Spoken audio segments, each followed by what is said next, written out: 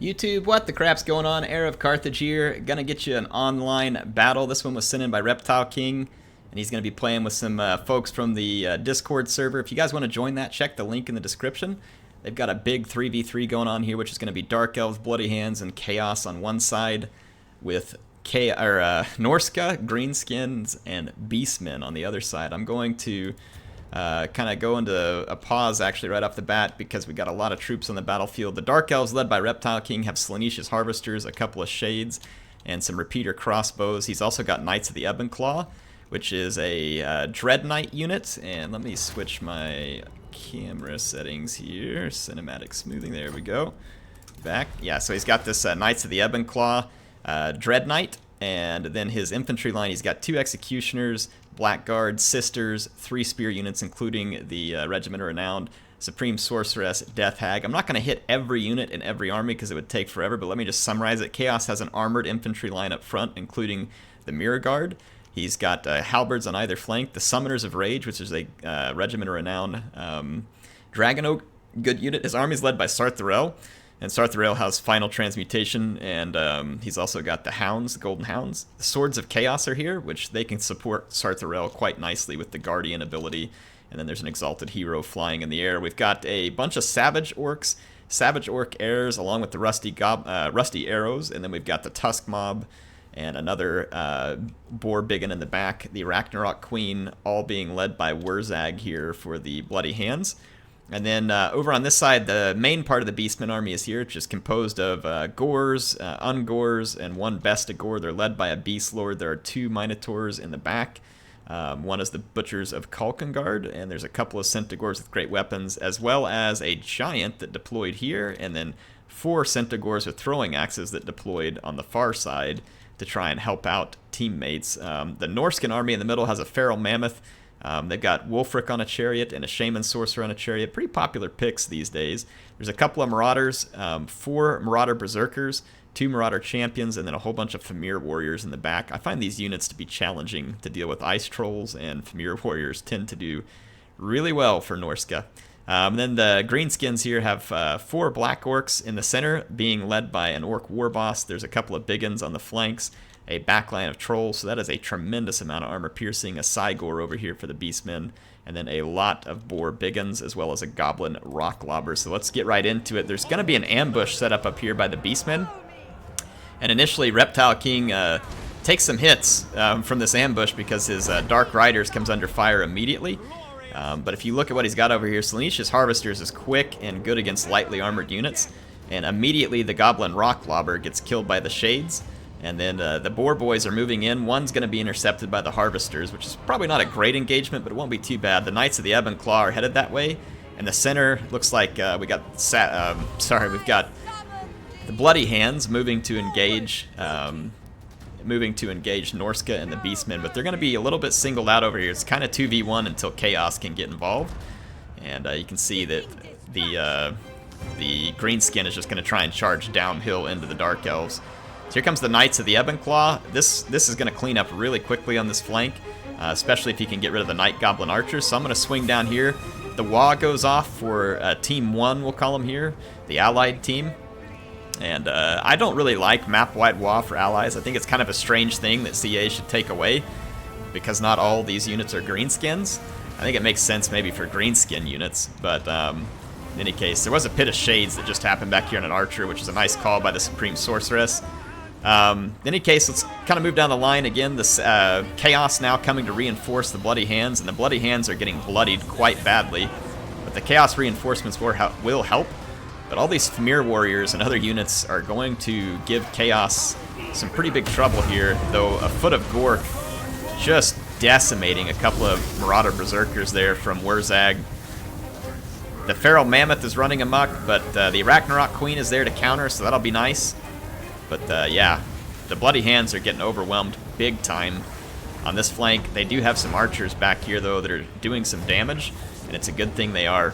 These Savage Orcs actually did okay, and they'll be able to come back into the fight. Meanwhile, the Dark Elves going head-to-head with the Greenskins. The Dark Elves actually had a WA early. Now the Greenskins have the WA, and the Supreme Sorceress has come back over here. The Death Hag actually mops up the Orc Warboss with the help of some Dart Shards. And Death Hag is extremely good at wrecking blobs of infantry, and that's exactly what she's off doing. Meanwhile, back here, the Knights of the Ebon Claw are cleaning up the backfield, headed over here as well to probably go after some Centigors or the Cygor. So again, War Boss is out, Sartharel and the others are here, so even though the Greenskins had a temporary advantage here infantry-wise, the Dark Elves should have what it takes to mop up this fight.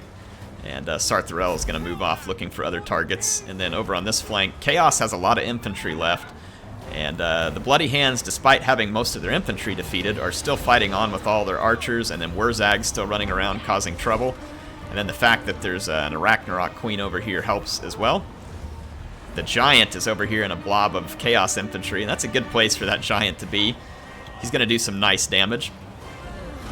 Some regrouped Savage Orc units now. The Feral Mammoth still not dealt with. It looked like it was kind of going after Wurzag, but now it gets swamped by Broken Tusk mob. I don't know if they'll be able to bring it down, but it certainly won't hurt to try. Ooh, look at that effigy to get. Great timing by Wurzag as he's going to get away on his boar.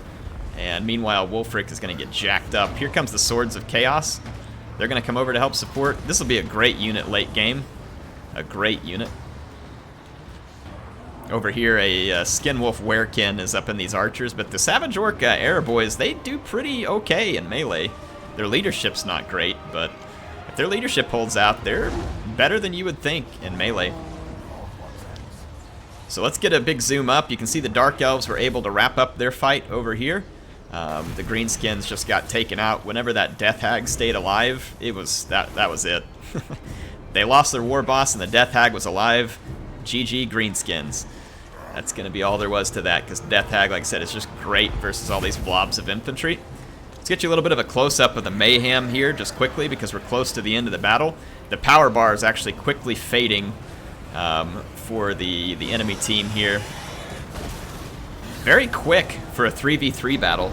A very fast 3v3. Because the balance of power was fairly equal until close to the end, and then it kind of just fell through. I love these 3v3 battles. If you guys have good team battles, send them to me. So Reptile King, thanks for sending this one. It was quick, it was fun, there was a lot of action, and all the players were very engaged. And what was interesting about this one was the deployment. You kind of had the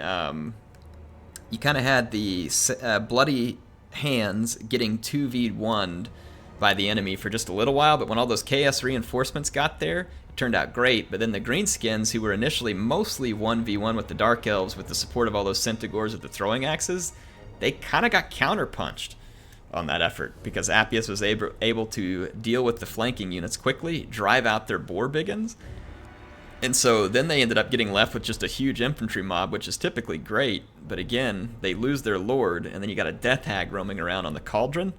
Not a good time for an infantry army. Not a good time at all.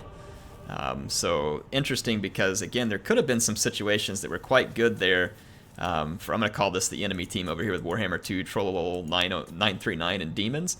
So I think they had some good ideas. I liked how the Centigors with throwing axes deployed elsewhere to put pressure on another flank. But then in the end, those were also not available to help against the Bloody Hands. I think in these team battles, it's always important just be aware of the engagement you're going to take. Be aware of how your troops might synergize with friendly troops. Like, so for instance, maybe one mistake that Reptile King's team made that they could have done better was there was a Wah popped by Puggington, and Puggington pops the Wah where it gives everybody a charge bonus in melee, and not everybody, like if that was popped at the moment everybody was charging, for instance, so you get ready for it, because then it gives you a huge, gigantic buff for your whole team. Or just making sure that you pop it when everybody's in melee. I think it got popped by Puggington before the Dark Elves were actually in melee, though I think it did actually come over into melee just a little. But anyway, fun battle. Let's kind of see how everybody did. So for Puggington, yeah, he got some kills off of that Foot of Gork. That was pretty sweet. His Savage Biggins did some pretty decent work. And that Spider was a good call because it was able to hold off some of those really tanky troops from Norska. Harry Hobbit ended up, let's see how he did here. The Swords of Chaos were just starting to get some kills at the end. The Chosen with great weapons. Ooh, I thought those were just halberd, or oh, there was halberd troops. So yeah, Chosen with great weapons. I didn't catch those in there originally. I just saw the Mirror Guard and the Chaos Warrior, so he had some tough infantry that was left, and the Summoners of Rage were still alive too. So that would swing the balance bar like crazy. And then Reptile King Got okay-ish kills here, I guess, depending on what his target was with the harvesters. But he did a good job of keeping his elite infantry alive and in the fight there. And then for Chaos on the other side, got some kills with the Mammoth and Wolfric, but it just wasn't enough to carry him. And let's see, with the Greenskins, which units came out on top for him. None of his units did great here, especially considering how many chevrons they had. So just running into that spot and not having the right support, and the Death Hag just tore him up. And then if we go look at Demons here, decent number of kills with the Cygor, I guess. Not enough to swing the battle, and same thing with the Giant. If he gets into the right targets, he's useful. But all these Centaurs are throwing axes that I'm not sure how much they ended up doing in the end, and that could have been the undoing for him. But like I said, hope y'all enjoyed this one. Heir of Carthage signing out. I will see you all soon with some more Total War Warhammer 2 action.